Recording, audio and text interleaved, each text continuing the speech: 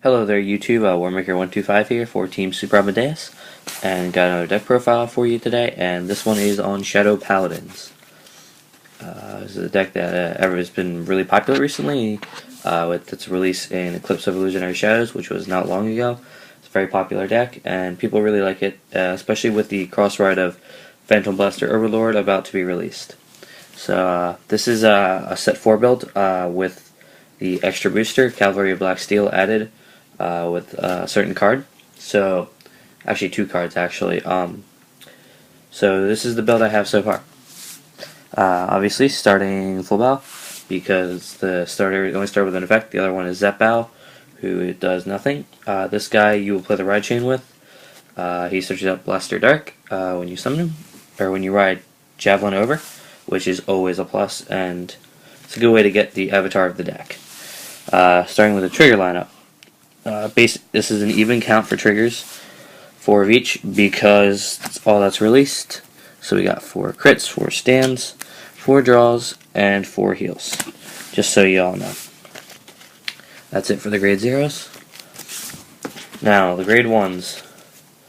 Obviously, 4 Blaster Javelins, because it's part of the ride chain. When you ride it on top of the grade 0 full bow, you get Search for Blaster Dark. Also, while full bows on the soul, it gets plus 2,000, so it's a good 8k Vanguard on the first turn. Good for that defense or offense. So you run 4 of that. There's also 4 Charon, 8k Vanilla. No really discussion there needed. Now here's where a little bit of personal taste goes in. I do not play Garuru Bow. Instead, I'm playing 4 Aryan Rod and 3 Maclear. The Doran Bow will become Maclear once my last one comes in the mail. Now, I do not like Garuru Bow just because I don't really find his effect all that useful. It's good for that first turn and push, I guess, but I'm not really too focused on pure aggro with this build. And the Aryan Rod's a great tech in, just, that first turn ride, just ditch a card you don't need to draw. Always a good push. Always a good card. And only 3 perfect guards, because this deck will lose advantage on the field, and it can't really afford to lose it in the hand. So he's good. Only 3. Now, for the grade 2s, starting off, 2 of the deck's avatar, Blaster Dark.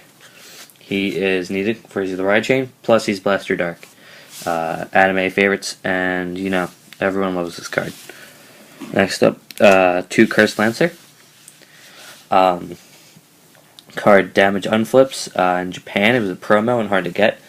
Here it was a rare in the set 4, and really grateful for that, because this is a really good card for this deck, which counterblasts very much. Next up, 1 Skullwitch Nemon. Only 1 because this card is very dangerous to ride, and that's really, the 3k power hurts when you have to ride it. Next. Now, my next great nice card, this is Fatalator for the time being, but it will become a Maka. And I want to play 2 Makas, but I'm not sure yet. I'm going to at least test 1. Maka is better than Fatalator. She's Counterblast 2, call a guide to the same row as her. Search Shadow Paladin grade 1 and call it to the same row as her. I'm not sure if it's has to be a grade 1, but it's just search a card and put it behind her. 99% of the time, be a grade 1. She's really good because she searches a guy. She's supposedly the Akane of the deck, but she's a little better, I think. Because she can search out Charon, Blaster Javelin if you need to grade 3 to search for Phantom Blaster. It all works out good. Now the remaining spots will be filled with Vanillas, 2 Rogas, 2 Dordana, because I like both their artworks. And that's nice. That's all the grade 2s. Now, on to the grade 3s.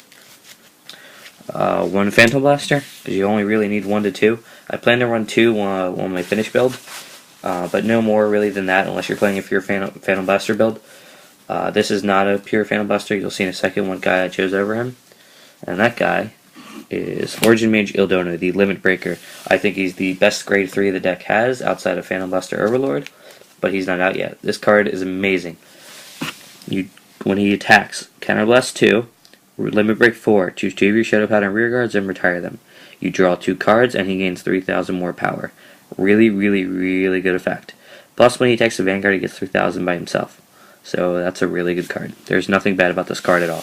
I've seen people who really hate it, and I don't know why. It's one of the best limit breakers out there, outside of Gold Paladin especially. It's just draw 2 for stack 2. What's not good about that? 3,000 power is just a plus. Now to fill out the remaining grade 3s, 2 but up card because these other guys sack rear guards, so this replaces them for free. Only 2 because that 9k hurts, you never want to ride that. And as a personal choice, until I get another Phantom Blaster, the Dark Dictator, 2 of him. I only plan to run 1, but as an Alfred Soul Saver mix, he's a very nice and unique card, provides some nice varied gameplay, and he's a really, really good late game push. Anyway, that is my current Shadow Paladin deck profile. Thank you for watching, and see you guys later.